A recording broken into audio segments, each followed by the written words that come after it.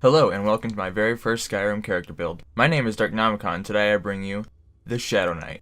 So right off the bat, I would like to know whether or not a backstory is really needed for a character build, or is it all about the stats and gear? I don't know. Let me know down in the comments below.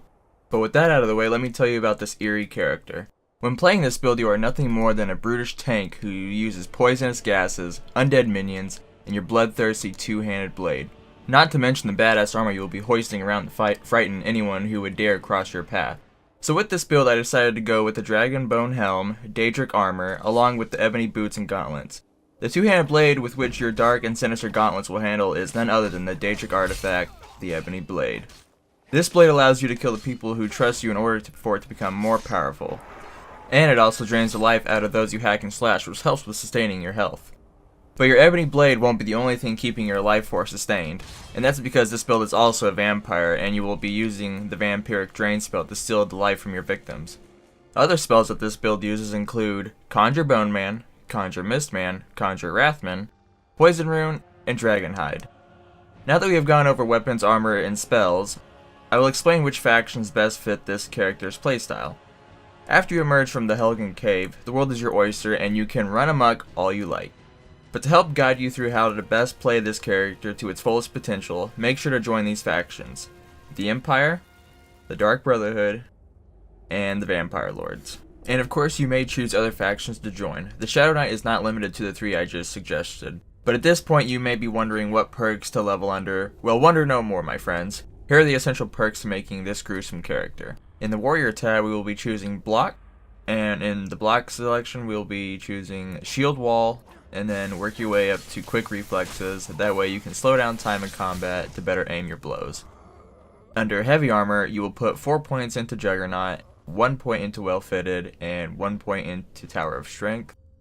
Under the Two-Handed tab, put 3 points into Barbarian, 2 in Deep Wounds, 1 in Champion Stance, and 1 into Devastating Blow.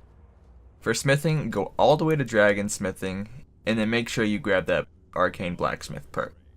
In the Mages tab you will be choosing Enchanting. I only put 1 point into Enchanter, but you can add more. 1 in Insightful Enchanter and 1 in Corpus Enchanter. 1 in Extra Effect, 1 in Soul Squeezer, and then last but not least, 1 in Soul Siphon. For Restoration, you will be going from Novice to Adept.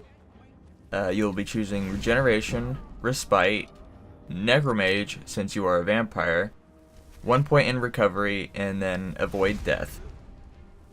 Under the Alteration tab, Novice up to Master.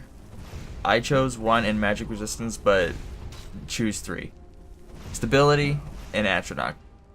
Under the Conjuration tab, Novice to Master, Necromancy, and Dark Souls. If you want to use the Vampire Lord form during your endeavors, make sure to level all the perks so you can be a more powerful creature of the night.